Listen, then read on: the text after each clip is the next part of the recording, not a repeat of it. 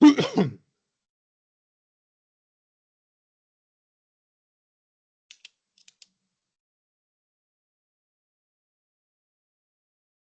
morning, everyone. I'm just going to give it one more minute just to let people join because I know we'll probably have a few more people joining in the first few minutes.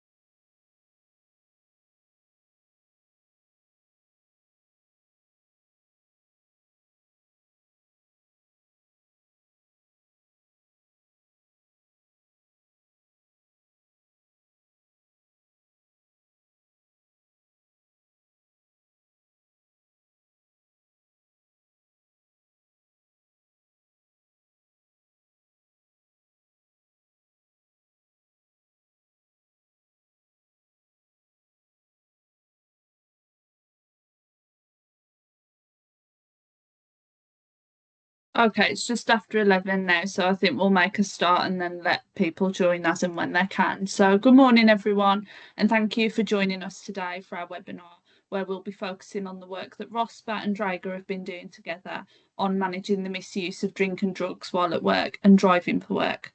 I'm Becky Guy, I'm a Senior Policy Manager here at RoSPA, and I'll be chairing today's session. I'm delighted today to be joined by Gillian White and Mark Burrup. So just to give you a quick introduction, Mark Burrup is the EMEA Marketing Manager for Impairment at Dräger. Since graduating with a degree in Chemical and Process Engineering, Mark has gained over 30 years of experience at Dräger, and he's been focusing on impairment screening and gas detection. And during this time, Mark has assisted many countries with their approval processes for police screening and evidential breathalyzers. He was instrumental in the launch of Dräger's drug testing solution in 2015, and he was responsible for the first Home Office approved saliva-based drug test in the UK. Mark is really active in promoting the adoption of interlock breath alcohol ignition systems, and since the general safety regulations were introduced, he's worked with several vehicle manufacturers on the integration of Dräger's devices into their vehicles. And to introduce Gillian. So Gillian White is the UK Marketing Manager for Impairment at Dräger, and she's responsible for the company's UK drug and alcohol testing portfolio. Having worked in the health and safety industry for 15 years, Gillian joined Dräger 2 years ago.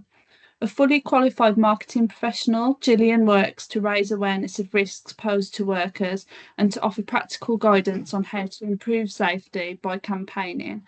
And she has co-authored white papers that have contributed to some of the debates on health and safety regulation, product quality, PPE procurement, and pandemic preparedness. So if you have any questions during today's session, please could you pop them in the chat box and we'll come to them at the end of the presentation. So I'm now going to hand over to Gillian to do her presentation. Thank you. Good morning and welcome everybody, and thank you to Becky for that introduction. So thanks everyone for joining us today. As Becky said, my name's Gillian White and I'm the UK Impairment Manager at Dräger, Impairment Marketing Manager. I'll be talking you through the main body of the presentation this morning, and later Mark is more than happy to answer any questions that you have. So please, if you have any questions, please put them in the chat as we go along, and Mark will pick them up at the end. So if we could go to the first slide, please. So our presentation today is broadly split into 3 main areas. Firstly, we'll look at the risks and the costs of impairment to UK businesses, and also some of the wider costs associated to the economy and to society. Also, it's as the second point, we'll look at managing and preventing drug and alcohol use in the workplace. Here we'll look at areas that it's worth considering if you're going to introduce a policy, or that you should be aware of if you have a policy in place already. It's worth bearing in mind that we're not going to tell you how to write the policy, just what you need to take into consideration. And then I'll talk you through the different screening and testing methods that are available. There are a number of different methods available out there, and some are going to be more appropriate to you than others. So if you're trying to screen for current impairment in the workplace, hopefully we'll be able to point you in the right direction. So hopefully by the end of the presentation, you'll have a good understanding of drugs and alcohol, the risks they pose, and how to manage that risk. So we'll move on first to the cost of work impairment in UK workplaces. So looking at the costs, I will say it's quite difficult to find statistics on this subject. It's an area that most organisations don't want to publicise. So we have had a look at a few figures. So if we could go to the next slide, please, and the next one. Thank you.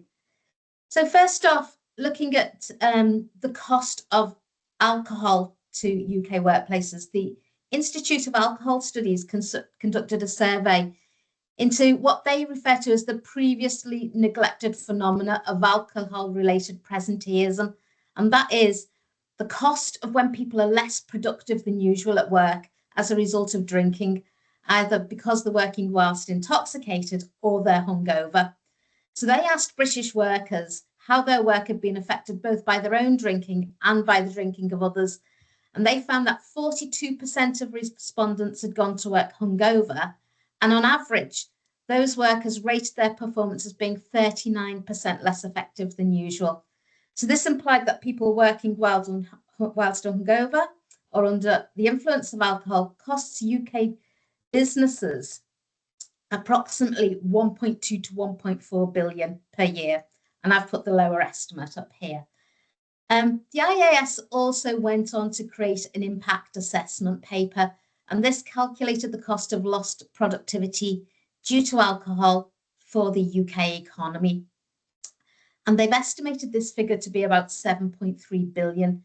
So in addition to presenteeism, here they also added in absenteeism, also the cost of premature death of working age people, and also unemployment. So a considerable figure again. Now, looking at drugs, the figures are much, much more difficult to find and quite often run into many billions. The one I've referenced here is from the UK Addiction Treatment Centres, and they estimate that substance abuse costs UK businesses, I'll say, around 1.4 billion. Now, since I wrote this presentation, that figure has changed to 15 billion, but I'm not sure what that figure is constructed of. So I'd be inclined to treat this figure with a little bit of caution. But the key message here is that the costs are significant and they've not been studied or estimated. But you know, it's very significant and we need to address this issue. Looking more widely at the social and economic costs to the whole of England, the UK and society, Public Health England stated a cost of 10.7 billion costs for illicit drug misuse and 21.5 billion cost of alcohol related harm to society. Now this takes in things like deaths because of substance misuse, also cost to the NHS, crime figures, and in the case of alcohol, they include lost productivity as well. Now, interestingly, the reason why the government estimated these figures was to support their arguments for their investment in managing, treating, and preventing drug and alcohol use in society. And they found that for every £1 that they spent on alcohol treatment, £3 was saved. And for every £1 that they spent on drug treatment, that figure rose to £4 being saved. So for us, it does show that investing in the management and prevention of impairment is certainly money well spent. So if you could move on to the next slide, please. So with a safety background, I'm always uncomfortable just talking about the costs of impairment. So let's some of the risks that impairment can lead to in UK workplaces that actually affect the safety of workers. So workplace risks that are associated with drug and alcohol come from the effect that the substances have on an individual's body and their resulting behaviours. Now, people take substances to become impaired really do pose a risk to safety, in particular if they're driving for work And here we're not just talking about, a salesperson driving to a customer or someone who drives a HGV. It can range from someone driving a forklift truck in a yard or a warehouse, or driving a crane or a digger on a construction site, or someone responsible for driving public transport. Currently, one of the biggest areas of road accidents is delivery drivers, and these are those small vans that are being used by companies to transport to household deliveries.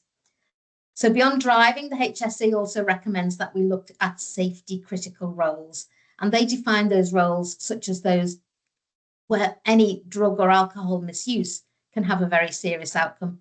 So they include driving, but also add in using machinery, using electrical equipment, or ladders, or working at height, operating heavy lifting equipment.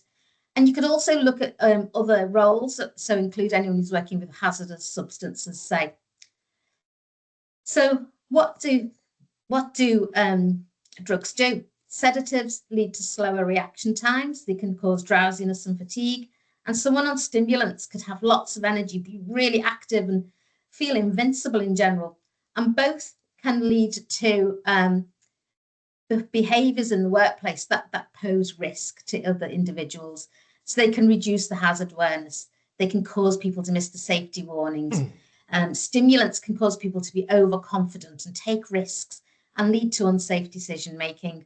Some people can also become quite aggressive, and this can cause conflict. So these can lead to increased accidents, increased injuries, and increased fatalities. And the thing to remember, it's not only the person that is taking the substance that is at risk here. It's also affecting other workers, their colleagues, and also possibly the general public and the wider families of those people involved. So if you could move on to the next slide, please. So while safety is very much the focus of this presentation, it's also worth highlighting the other risks that a business may face. There are commercial risks that can pose significant costs to a business, and we've highlighted some of them on this slide. So you've got your operational costs. They're the loss of productivity. This is where your production line's not working anymore. There's reduced quality of work that can happen because of mistakes or something going wrong in production. And you've got lost time due to intervention. Health and safety managers always tell me about the length of time it takes for any accident interventions and reporting, or investigations and reporting, I should say, or any HSE involvement. And also you've got the cost of staff turnover. If you're constantly having to recruit and train new staff, this can take considerable cost and time as well to get people up and running as effectively as they can possibly be in their role.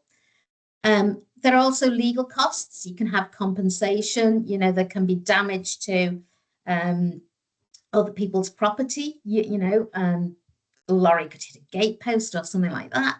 And you've also got liability for accidents. So any harm that is caused to other individuals by an employee of your organisation. Fines for regulatory environments. We're all aware of HSE fines, but there's a lot of legal requirements and compliance that's required in this area, and you could have potential lawsuits too. Reputational costs, probably something everybody is aware of. If you have an accident at work due to impairment, it will lead to negative publicity, and this could lead to loss of customer confidence, loss of contracts, and make you less competitive in the long run. And then security costs is something that people don't always really see. So impairment can lead to theft from the organisation if somebody needs to support a dependency. It can also lead to security breaches, and particularly breaches of data, I would say, and also misuse of company property. You do hear quite ingenious stories, I would say, of people misusing vans, company vans, or I've even heard of wheelie bins being used inappropriately to transport drugs. And there's also fraud and also threat of manipulation. So if you have employees who are dependent on substances, other employees may take advantage of that and try to manipulate them in some way. Similarly, a corporation could be manipulated as well. So if we move on to the next slide, we'll take a look at some of the legal things that you could consider when you're looking at developing a policy. So, legal costs. So employers who knowingly allow employees to work under the influence of drugs, and so place their co-workers, I'd say, or the public at risk of harm, could be found liable. So you need to look at be aware of the Health and Safety at Work Act. So this means that employers have a duty to ensure, so far as reasonably practicable, that the health and safety and welfare of their employees is cared for. So this includes creating a safe work environment, so obviously one without impairment, and employers will need to demonstrate that they've minimized the risk of impaired behavior, and any impaired behavior that may compromise safety or cause harm to workers or to the public. And we've also got the management of health and safety at work regulations. So here employers have a duty to assess risks to the health and safety of their employees. And these include substance misuse. And you also may have to prove that you've implemented measures to control them. So if you knowingly allow an employee to carry on working whilst under the influence of drugs or alcohol, and this puts others at risk, then you could be prosecuted. You've also got the Misuse of Drugs Act. Now, this is slightly different because this covers the knowing use of work premises for the supply of drugs or for the use of production of drugs. And then we come on to the Health and Safety Offences Act. Now, substance abuse isn't directly the subject of this act. However, drug and alcohol misuse becomes a health and safety offence when it causes or contributes to an unsafe behaviour at work. There's other transport-specific laws in sectors like road, rail, marine and aviation, and being impaired by drugs or alcohol while operating a vehicle is a specific offence in those sectors. So employers in these industries really must enforce strict testing and impairment policies. So next slide, please. So started to look at environmental risks as well that are caused by impairment. And the one that always springs to mind for me is the Exxon Valdez oil tanker crash in 1989. Now, interestingly, when I started to research this, impairment wasn't the cause of this crash, but it shows that for quite a number of years, I've thought it was. And at the time, it was widely reported as causing the crash of this oil tanker. And it went on to spill 11 million gallons of crude oil and contaminated 1,300 miles of shoreline.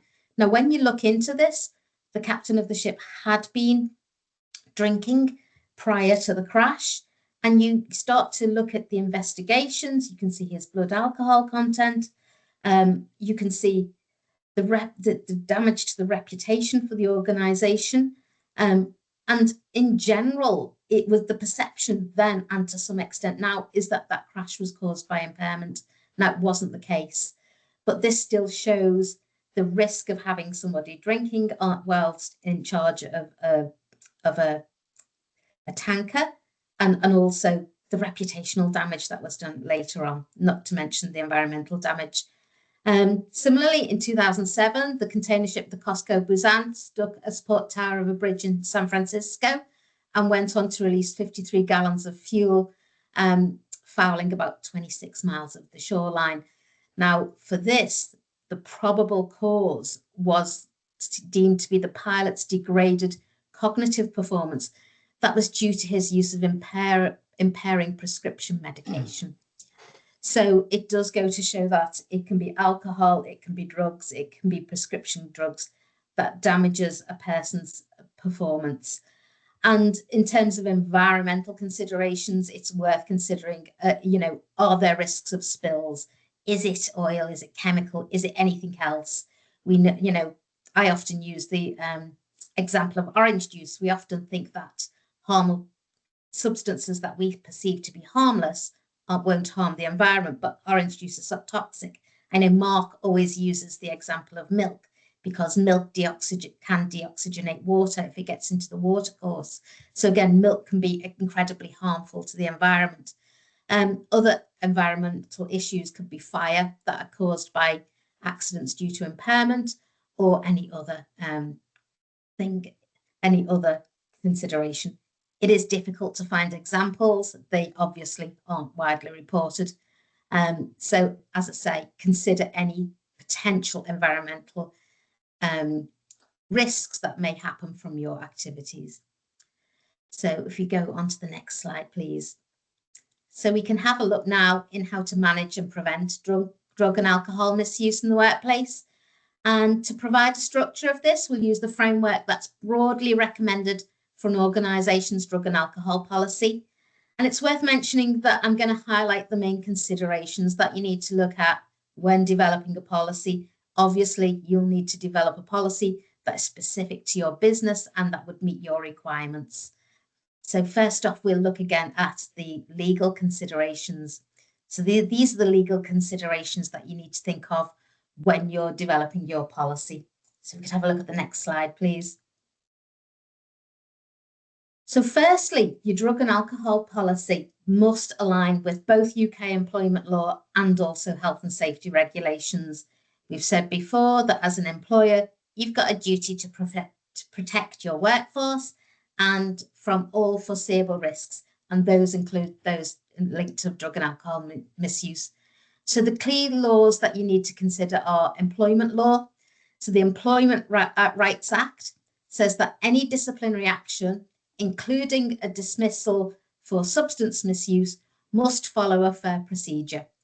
So make sure that you have the correct processes in place, that they're followed, and that they're well documented as well. Then there's the data protection laws, such as the Data Protection Act and the UK General Data Protection Regulation, which we know as GDPR. So anything like medical information, drug test results, or alcohol screening data is sensitive personal data. So employers are legally required to obtain informed written consent for testing in the first place. And once they have that data, they must handle that data lawfully, transparently, and securely. Now, I'm not going into that in a lot of detail in this presentation, but there is more information on it in the RoSPA guide that we've created. And you can also find a lot more information online about this. There's also human rights considerations. So under the Human Rights Act, employees have the right to privacy. Anything that's considered intrusive testing could potentially be a breach if this isn't justified. And importantly, you need to consider equality and disability considerations as well. So you've got the Equality Act. This prohibits discrimination and any compliance with equality legislation means that you have to ensure that no group is unfairly targeted or disadvantaged. And this includes avoiding bias in selecting individuals for testing or unfairly treating employees who are on prescription medication, say. Now, dependency isn't a protected characteristic, but conditions relating to it can be. So employers must avoid any discrimination against employees who have an alcohol or drug dependency, and particularly if they're undergoing treatment or rehabilitation. You may have to put reasonable adjustments in place for employees who are recovering from substance misuse. So the next slide, please. So the next step when you're starting to look at building a policy is to draft a policy statement. And it's a really, really helpful first step. So a clear policy statement states the purpose of your drug and alcohol policy and helps to set the tone when you're implementing that policy. You can be really explicit, saying why you're introducing the policy, talking about the legal obligations that you meet, and the company's position on drug and alcohol use at work. So the next slide, please. And then once you have done that, start to think about the scope of your policy. And a good framework for this is who, what, where, and how. You know, who's going to be covered by it? Is it your employees? Is it your contractors? What about agency or temporary staff? You need to make that very clear. And then everyone will know that they are what their own responsibilities are. Also talk about substances covered. Is it alcohol, drugs? What about prescription drugs, over-the-counter drugs or medicines? And what about legal highs and controlled drugs? These are becoming more popular and more common at the moment. Also talk about what circumstances are covered, what situations are covered by the policy. Yep, it may cover people who are working on site and during work hours, but what happens if they go off site? What happens if they're impaired when they're representing the company elsewhere? And what about work-related events? We're coming up to Christmas. Is it acceptable for people to drink and take drugs at Christmas parties? What about, functions, networking events, that kind of thing? And also, finally, your policy, think about how it covers the behaviour of the individuals. So really, obviously, use, possession or distribution of drugs or alcohol on the company premises isn't going to be accepted.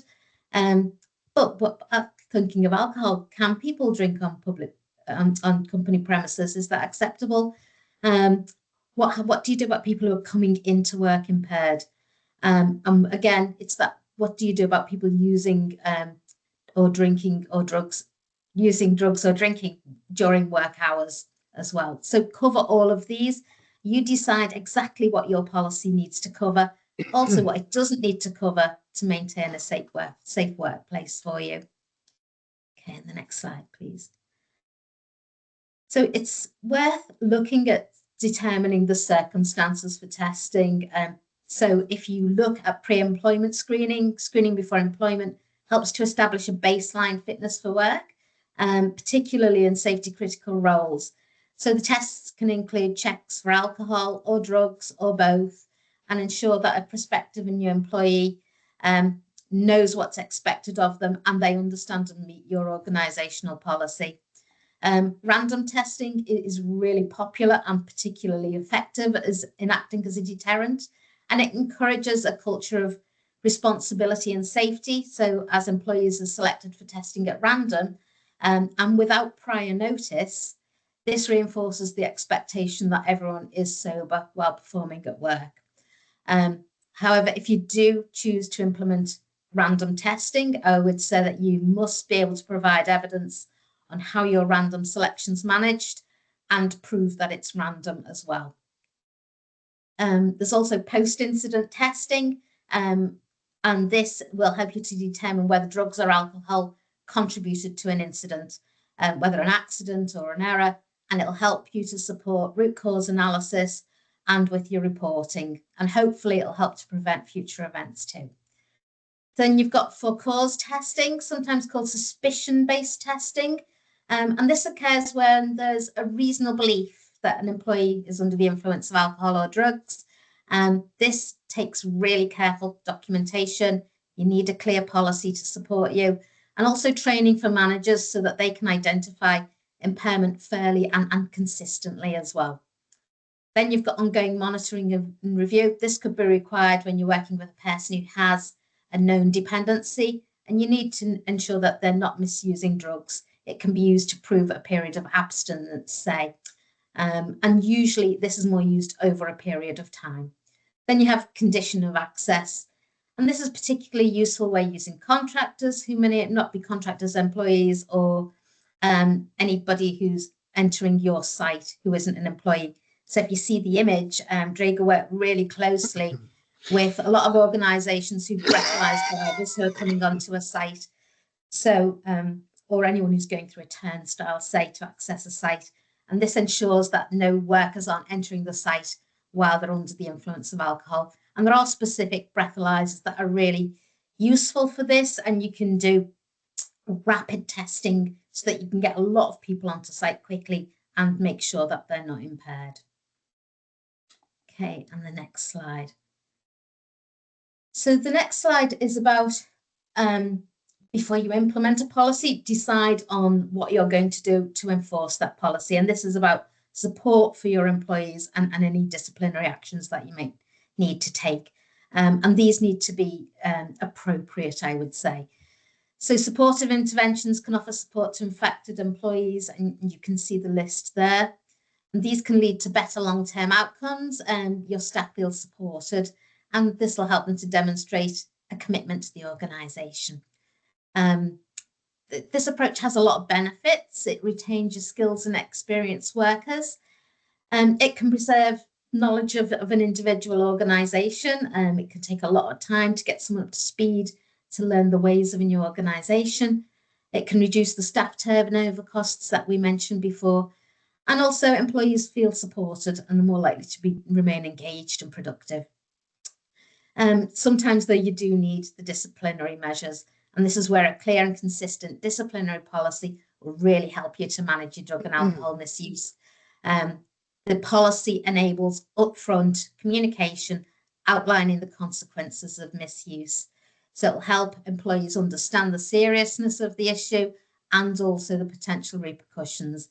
And depending on the severity, employers may apply informal action. This could be a conversation, or if there's early signs noted, perhaps offering a little bit of help. There can be formal warnings in the case of misconduct, but not quite gross misconduct, when employee is in breach of policy, but it's not an immediate dismissal level. And then the suspension, sometimes with pay, sometimes without pay. And this is quite common practice, especially if safety is at stake. And this can be suspension pending the results of an investigation. And then there's summary dismissal or dismissal for gross misconduct. And this tends to happen in cases where an individual is under the influence while they're working in a safety critical position, or driving, or supplying illegal drugs at work, etc. Okay, so the next slide. So we're going to go on to this in quite a lot more detail in a minute. So this will talk about how you need to select the screening and test method that is appropriate for you in your organisation. There's lots of different methods available, as we've said. And firstly, I'd recommend that you look at what you'll be using the screening for. Think back to your scope, think back to your circumstances for testing that we've just covered. And also consider things like speed at which your results are required. Do you need to prove someone's impaired straight away? Do you need results that have a legal defensibility? And how many tests do you need? What are the tests? What's the cost of those tests going to be? And as I say, we'll talk about this a lot more in the next section. But as you're going through considering the development of your policy, this is important to think about. And then really, really importantly, on the next slide, think about how you're going to train your staff and how you're going to communicate your policy to the staff. So this is a really, really important point and can make a huge difference in the acceptance of your policy. So you need to communicate to all employees, and this is about raising awareness of your policy and engaging with the workers. So tell them about the launch of the policy, make it easily available. Often if you have like lots of people in different areas of a site, downloadable on an intranet isn't enough. You may have to have it written and accessible for everybody. You may have to have it translated into different languages. Describe the training that you're going to give people so that they fully understand the policy, and talk about the access to support. So if people are concerned, if they do have issues, they know where to go for help. And then just ensure everyone understands their responsibilities and what it means to them. Then take on training for all employees. And this makes sure everyone understands what the policy is all about. And it's the who, what, where, and how that we went through in the previous slide. Once everyone knows all those details, it should be pretty clear. Now, before you do that, you definitely need to train your managers or your supervisors, particularly those who are going to be responsible for enforcing your policy. So train them how to recognise the signs of misuse in the first place. And then if they see misuse, what do they do? How do they handle that misuse? What if there's a suspected misuse? What do they actually do? Do they take them to a different location? Do they stop them from working? How do they actually request a test for that employee? Or do they undertake the test for themselves? So you'd have to train them how to do the testing. And then train them on what they do once they get those results back. How do they handle that with the worker? And tell them also, train them on how to discipline or how to support the employees afterwards. So having the policy and then training your staff and communicating the staff this is a really, really important step for you, and one that a lot of companies kind of miss or get a little bit wrong. So I can't overemphasize the importance of this bit enough. And so to summarize on the next slide, I have done a quick checklist of everything that I've gone through in the development of a policy. So this should help you check that you've covered everything. I would say that if for health and safety managers, it's really important to work with your HR department on this. And there is a lot of support available from organisations like the CIPD, and these are all referenced in the RoSPA guide.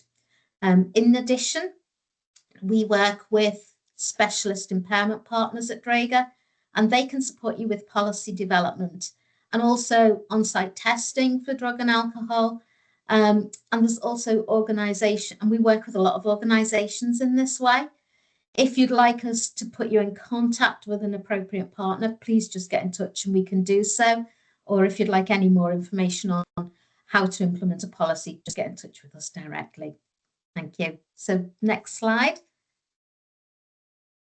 So here we'll start to go through the into a deeper dive into testing and screening. So I'm going to go through alcohol first and then drugs as a slightly different.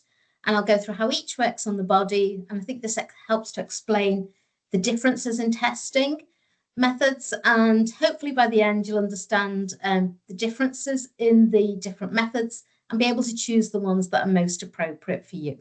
So to have a look at the next slide. So some useful facts on alcohol. What is alcohol and what are we testing for? Without going into the chemistry too much, drinking alcohol is an organic compound. It's ethanol. Other alcohols include methanol and also isopropanol, and these are used in industry. But the one that we're focusing on here is ethanol. Now, looking at the volume versus the ethanol content in different drinks, the amount of alcohol content is the same in relation to different standard volumes for drinks. So what do I mean by this? In the UK, I'd say that 1 unit of alcohol is defined as 8 grams or 10 millilitres of pure ethanol. So generally speaking, this is the amount of alcohol that an adult can process in an hour. And so having a unit defined in this way helps us to compare the alcohol in a pint of lager with a glass of wine with a shot of spirits. It should always, 1 unit of alcohol is always that same measurement, same quantity of ethanol. And how do we measure it? So if you see here, this is a screen grab I've taken from the government's website. Levels of alcohol in the UK are measured in micrograms per 100 millilitres of breath, milligrams per 100 millilitres of blood, or milligrams per 100 millilitres of urine.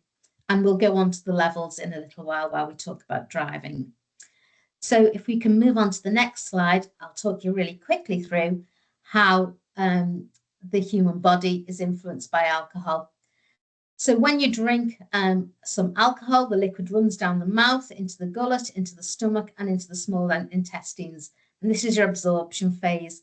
Small amount is absorbed during that process, but the majority of alcohol will go into the stomach, where a portion of it's absorbed, and the rest of the alcohol then goes into the small intestine. If consumed on an empty stomach, a larger proportion of the alcohol goes into the body's bloodstream immediately. If it's drunk on a full stomach, it takes longer as the alcohol mixes with the contents of the stomach. The remainder of the alcohol goes into the small intestine, and here it diffuses through the wall, passing into your capillaries into the bloodstream. So in stage 2, the alcohol is distributed through your whole body system.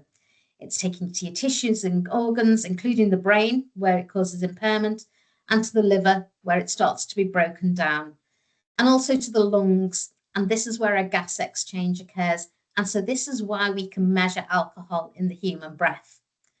Now, in the elimination stage, alcohol is broken down or metabolized in the liver, and the degradation products are transported out of the body. So here, this is why you can use urine to test for ethanol, and also mostly for alcohol metabolites, ETG and ETS. Okay, so the next slide. Now, for this presentation, we are mostly going to focus on breath alcohol testing because it is the most commonly used in industry. However, there are other screening methods available, and I will quickly talk through them. Now, blood testing is the most accurate blood alcohol content indicator. It detects very recent alcohol use and is really, really widely accepted methodology. And it's not more widely used in industry because the testing is invasive and because it's expensive. It is used where there's been a positive breath test or in post-investigative incident investigations. So it is, one of the gold standards of testing for alcohol impairment. But as I say, the testing is slightly impractical in the workplace. Urine testing tests your alcohol metabolites. It can detect recent alcohol use, but it is slightly delayed as it takes time for the alcohol to work through the body. So it's useful in looking at misuse and not necessarily current intoxication. And you can get into arguments over lifestyle, over workplace testing, if metabolites are still, in the urine, but the person may not necessarily be impaired at that moment in time. Oral fluid, I'll only touch on very quickly because it's not really commonly used to screen for alcohol. You can detect ethanol in oral fluid and it can show recent alcohol use, but it doesn't give an exact blood alcohol concentration measurement, and it isn't widely used. Now, hair testing you will have heard of. So a strand of hair is taken and sent to the lab. This won't show recent use and it certainly won't show current impairment, but it can be used to show or illustrate long-term patterns of alcohol use. This is more widely used, I'd say, for pre-employment screening or to monitor ongoing substance misuse. But really, we are looking at I'd say breath alcohol testing in more detail today, as it is more widely used in industry.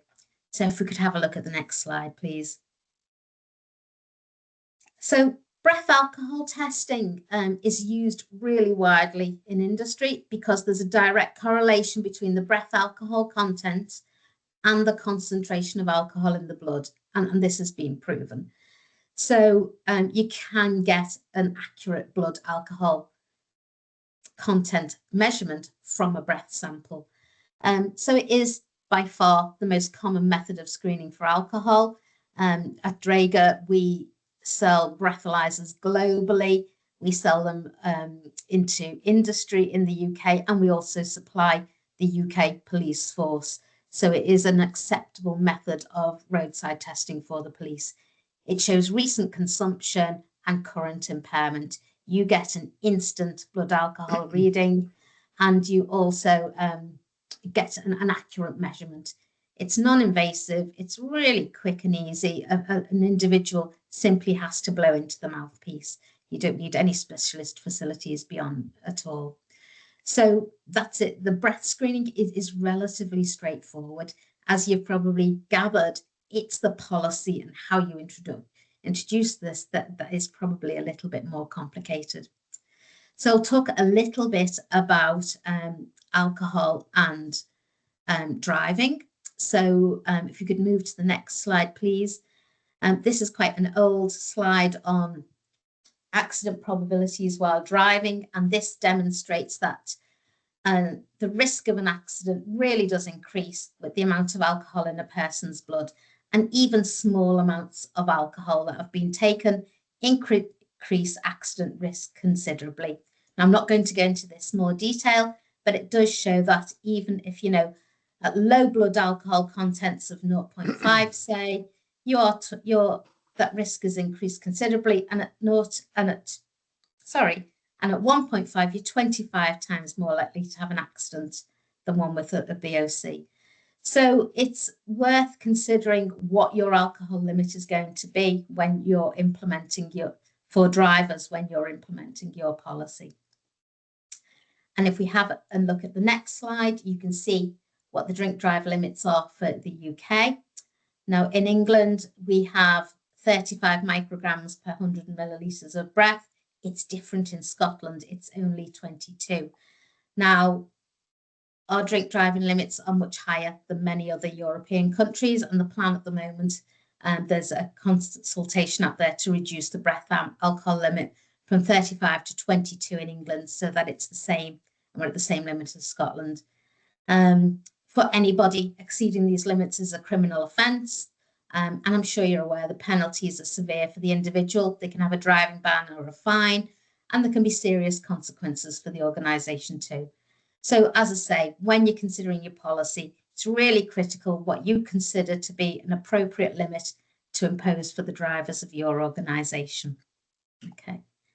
And one other element I should mention, if we can have a look at the next slide, is the use of interlock systems to prevent drink driving. So interlock systems are something that we use globally, particularly working in the Nordics and France with school bus manufacturers, and Australia on driver impairment programs.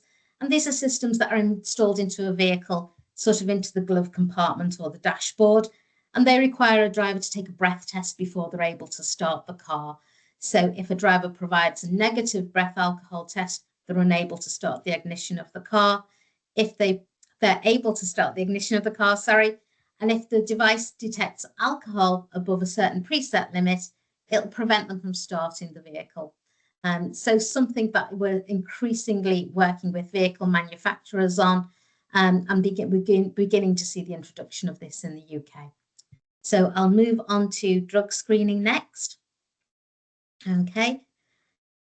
So very quickly, what are drugs? Drugs are they can be natural, they can be semi-synthetic or fully synthetic. They alter the body's function physically or psychologically.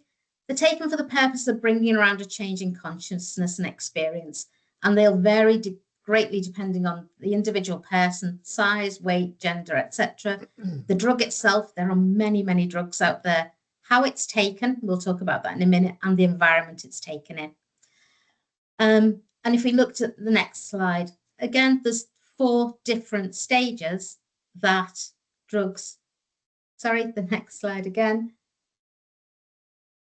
Catch up, yeah. There's 4 different stages that a path of drugs goes through in the human body. And I'll talk about those in a little bit of detail in a minute. But it's worth looking at the diagram on the right-hand side, because this shows you how the concentration of the drug decreases as it works through the body, and the concentration of the metabolites increases as the drug works through the body. And this will help you to test, and this will be significant when you look at the windows of detection and impairment later on. So if we look at the path through the body more closely, and the next slide, please. Drugs can be administered in a number of different ways. They can be inhaled, injected, snorted, or ingested. And this does affect how quickly they affect the body and the brain. So injection goes into the bloodstream and takes effect very quickly, almost immediately, whereas ingestion needs a drug to go through the digestive system and can delay the effect. Now, from there, the drug is absorbed into the bloodstream. So for the next slide, and the blood carries all of the drugs to the organs, similar to, as we were saying, with alcohol, and it includes those on which the drug acts. Now, once the drug finds its way to the brain, it will latch onto specific receptor sites in the neurons that are sensitive to particular types of drug. So you'll see different drugs affect different parts of the brain differently. And then the next slide. So finally, the final 2 stages are degradation and elimination. The drug's down by the body, mainly through the liver, to facilitate its excretion. And this is also called metabolism. So when you're testing for degradation products, you're looking more for metabolites. So you can be testing for parent drug or metabolites for drugs. And then the drug's metabolites are excreted.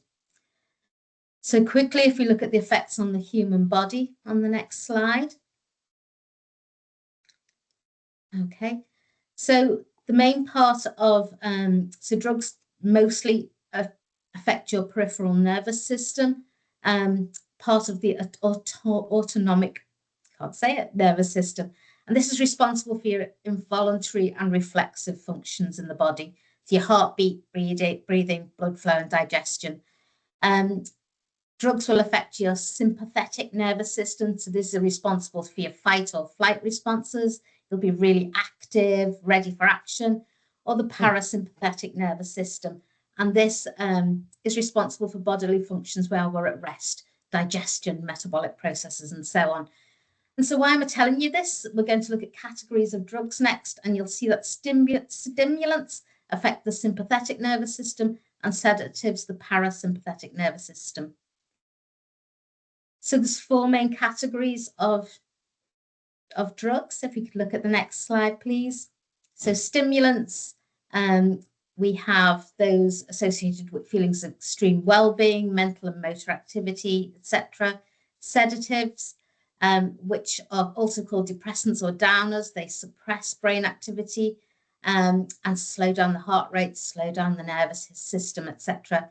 We've also got hallucinogens, which are psychotropic drugs that can cause changes in thinking or perception. And then we have cannabis, and we treat cannabis separately because it can evoke all 3 effects. So it's often called marijuana, weed or grass, you'll hear of, and it's a psychoactive drug derived from the cannabis plant.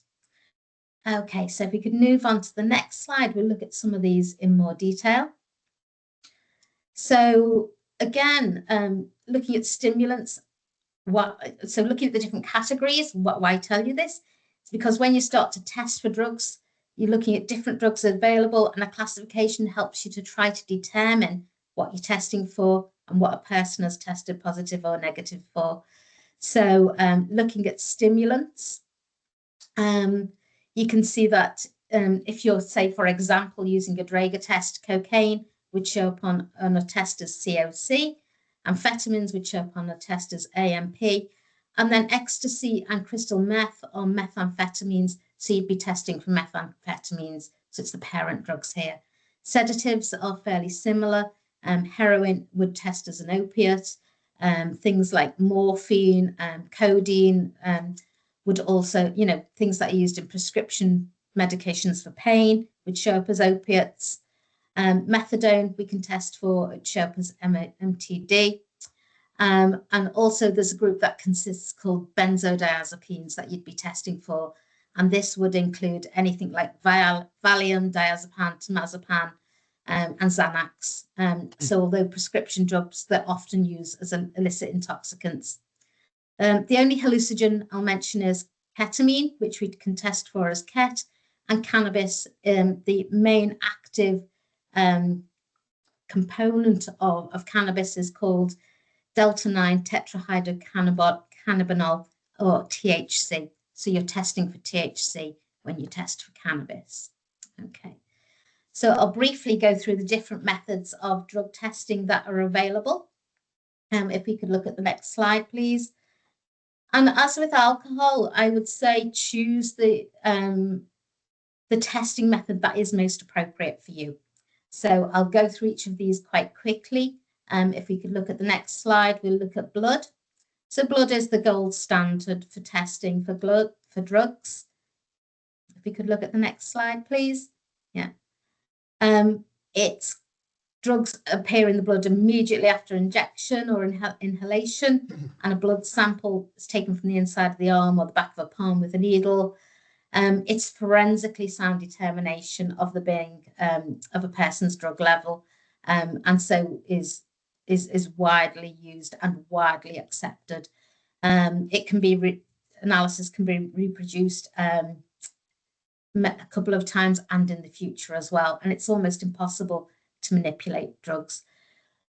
The cons for drugs is all about the sample collection. It's quite invasive. You need medically trained staff. You'll probably need specialist facilities, and then you'll need special storage conditions because the samples can degrade in transportation, and there's usually a waiting for test results. So if we look at the next slide, most commonly used or increasingly commonly used, I would say, is oral fluid. And from a toxicological point of view, the crucial point about saliva is it's derived from the blood. So the oral fluid is a complex mixture of components that come from the oral cavity, and it can be tested. As I say, increasingly used for drug testing because the fluid correlates better with blood vessels than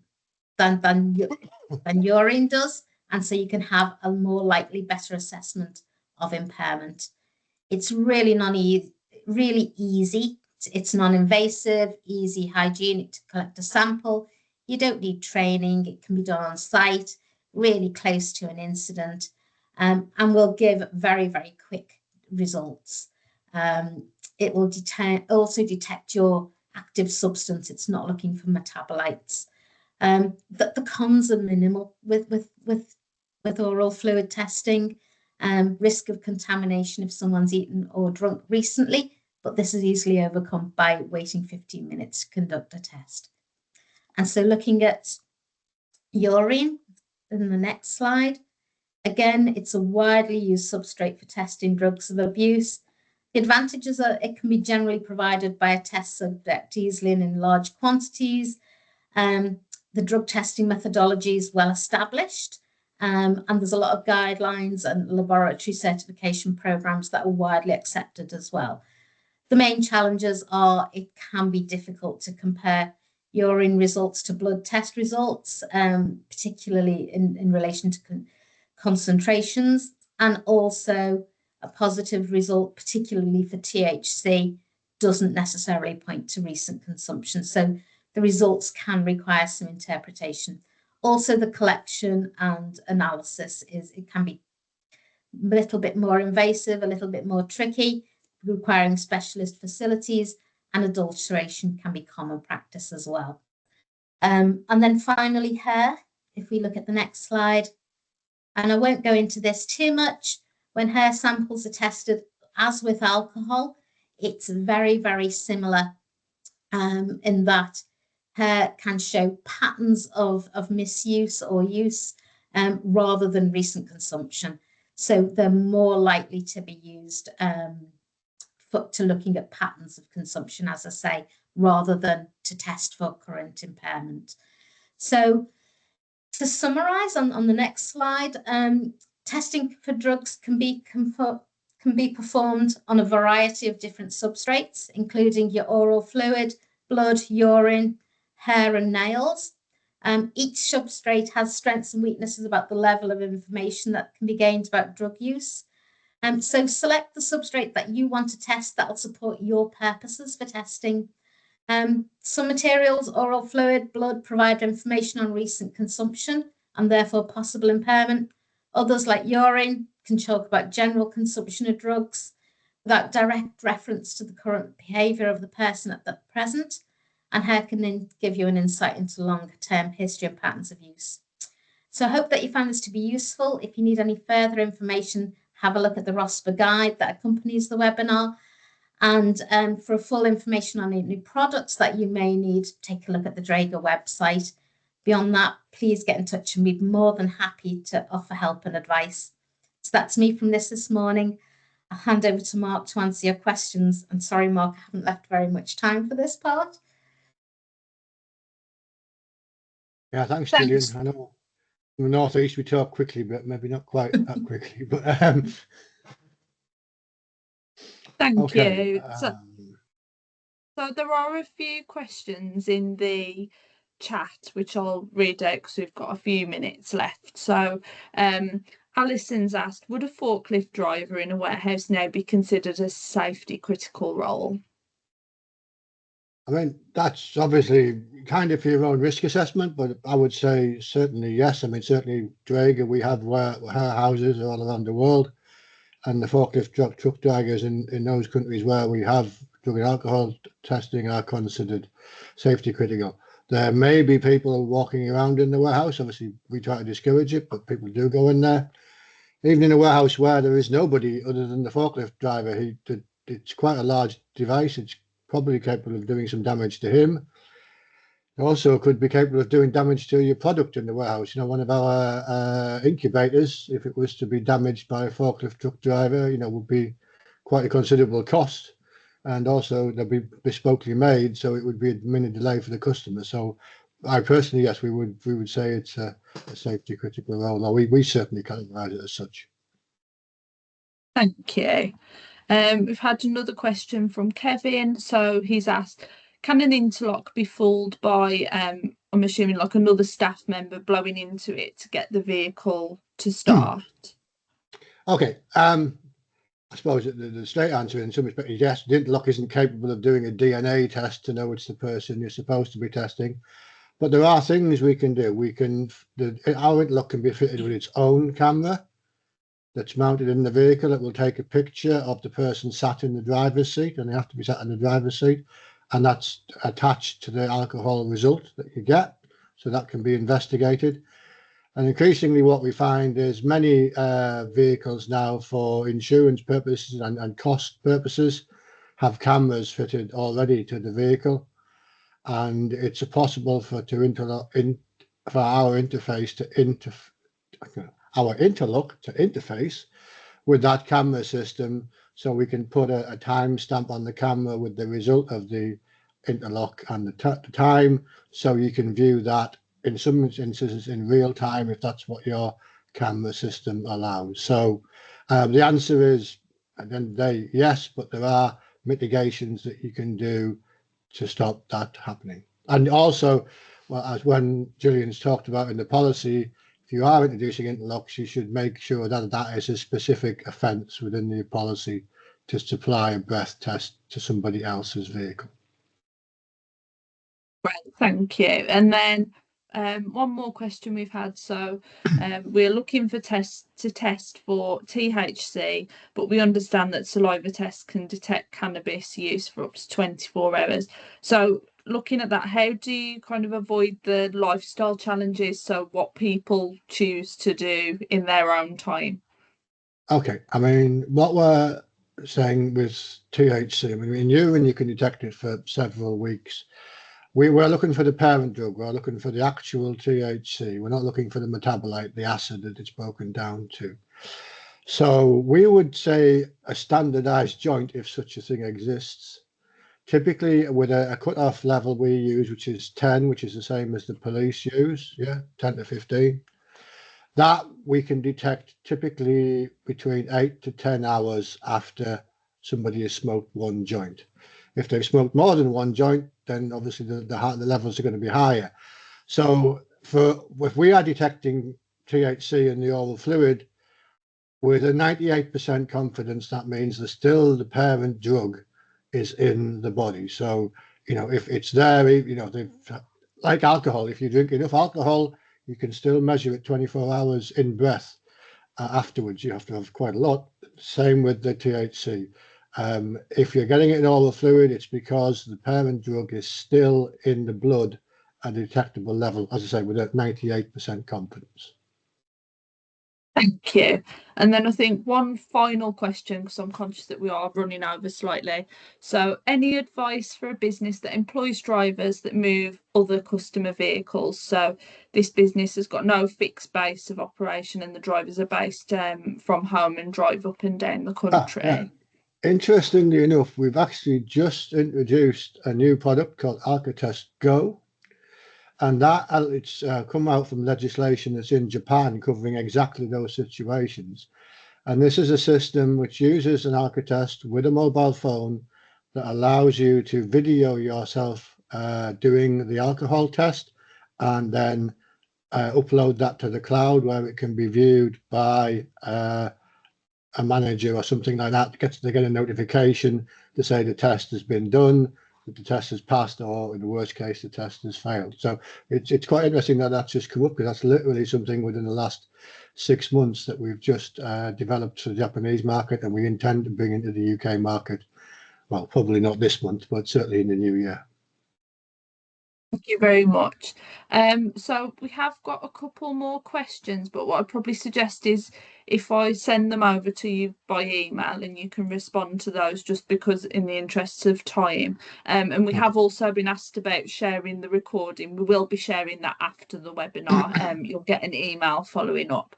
So thank you to both of our wonderful speakers today. We really appreciate your time. And before you go, we'd just like to encourage anyone here today who's interested in occupational road safety to join our SCORSA project, which is a free membership platform to help businesses manage occupational road risk.